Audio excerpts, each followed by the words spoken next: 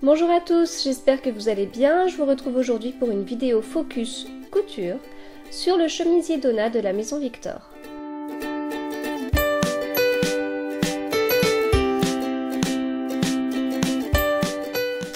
Donc le chemisier Donna de la maison Victor, c'est un chemisier que je vous ai déjà un petit peu présenté dans mon dernier épisode de podcast, que vous pouvez voir dans l'un des coins de cette vidéo. Et j'ai également montré quelques photos sur mon blog et vous pouvez retrouver le lien vers cet article en barre d'infos.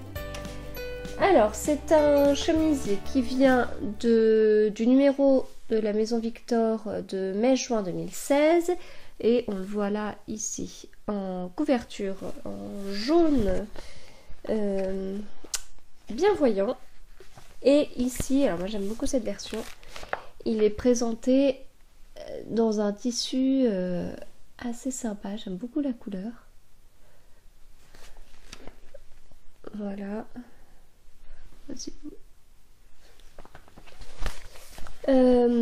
Donc niveau de la difficulté, on est sur 2 maisons sur 4.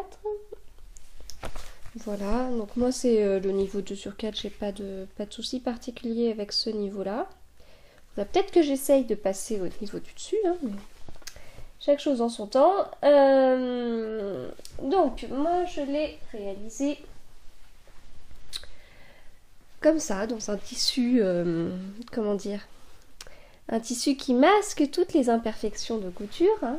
C'est un tissu bien pratique quand on n'aime pas trop passer du temps sur les finitions.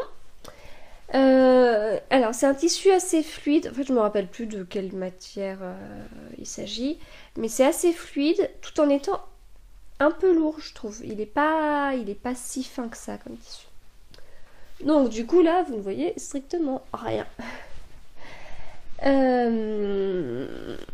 Donc si je vous montre de plus près, on voit les petits boutons. C'est vraiment, j'ai pris des tout petits boutons, je crois qu'ils font 0,8 cm de diamètre. On voit là le rebord des manches, là on est sur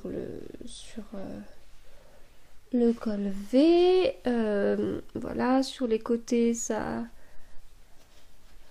remonte un petit peu, et hop, le dos est un petit peu plus long que le devant, mais c'est pas tant que ça. Que vous dire sur ce chemisier? Alors déjà, pour moi c'était quand même un petit défi, même si on est sur une couture qui a 2 maisons sur 4 et que j'en ai déjà fait beaucoup de ce niveau-là. C'était un petit défi parce que c'était un chemisier. Alors même si, voilà, encore une fois, on n'a pas enfin, quand on pense à un chemisier, on pense à un col de chemise, on pense à des poignets bien travaillés et tout ça. Là, voilà, on n'a pas de souci de col, les poignets, pas de souci non plus.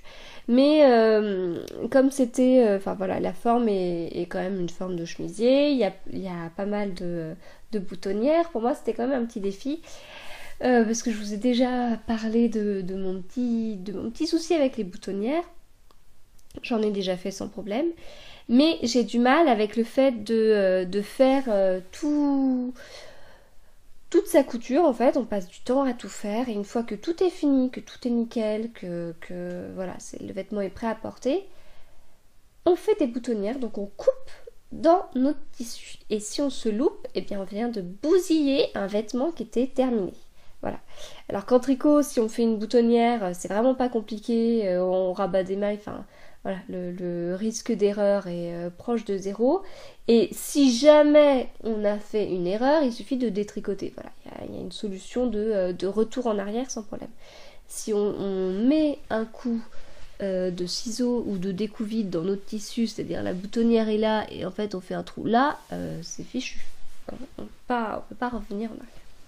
Alors comme me disait Sophie du Tricot Monde de Sophie, c'est vrai que sur ce chemisier, là j'ai bien fait les boutonnières, mais vu la taille du col, on peut passer le chemisier sans problème, sans être obligé de déboutonner les boutons, ce qui signifie qu'on n'est pas obligé de faire une boutonnière, et on peut directement coudre les boutons. Voilà.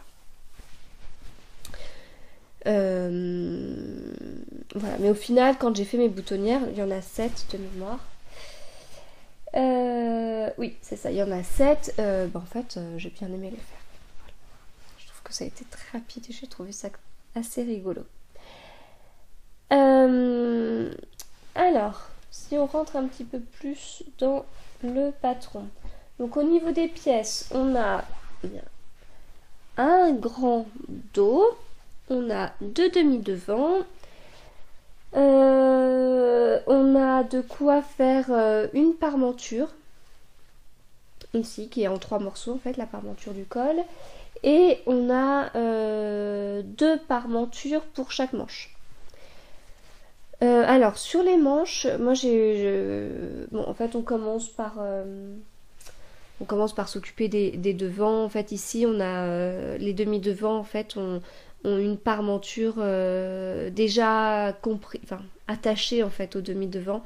Donc il faut faire des plis pour préparer la boutonnière, des plis juste au fer à passer. Voilà, on s'occupe des demi-devants et du dos, on assemble tout ça.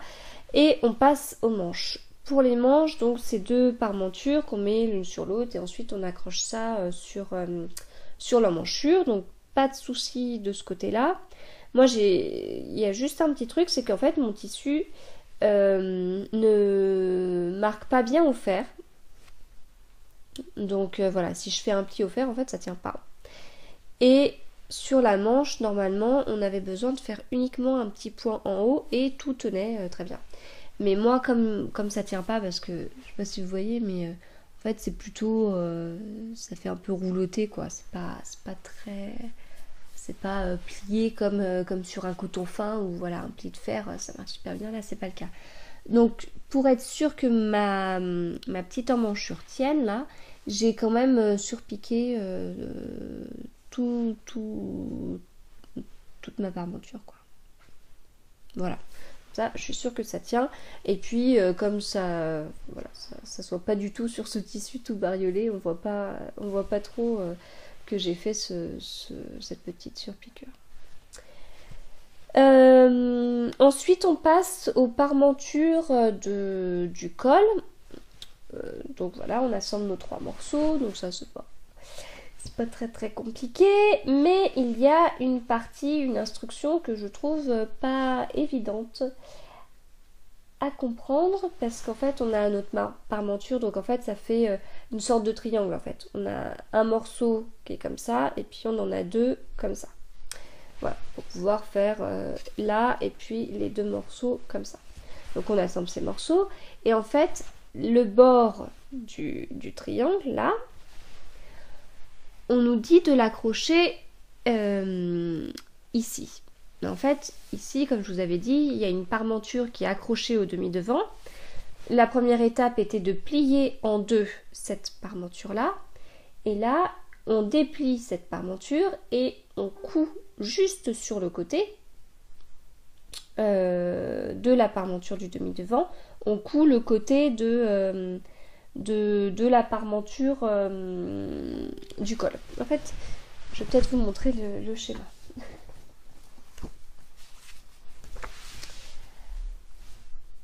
Voilà, c'est l'étape complètement en bas là. Ici, on a là notre parmenture A qui est dépliée et notre parmenture de col qu'on a fait ici, on la coud juste sur le bord ici. Et ensuite, l'étape d'après, c'est que on coud, on a cousu là et on coud l'épaule. Et là, on nous dit que la parmenture à boutonnière, du coup, une fois qu'on a fait une couture sur la parmenture de la boutonnière et une couture sur l'épaule, hop, la parmenture du demi-devant qui était déjà pliée par des marques de fer se replie. Et moi, ça marchait pas du tout.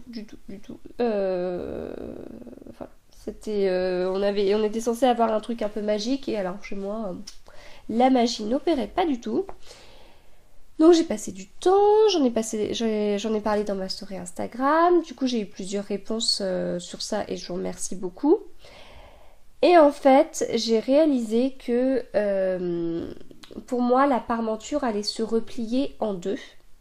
En fait, comme au début, la boutonnière, on avait marqué au fer en pliant 2 fois, je m'attendais à ce que ça se replie en deux grâce à la couture de l'épaule. Et en fait, non, ça se replie seulement une fois. Voilà, c'est... ça, en fait, voilà, ça permet de se replier juste une fois. Et une fois que la parmenture de boutonnière s'est repliée juste une fois, effectivement, on se retrouve avec une parmenture qui est bien là, qui tombe bien tout le long de nos demi-devants et du dos. Et ça permet juste d'épingler et puis de faire sa couture. Vraiment, tout tombe nickel. Mais comme...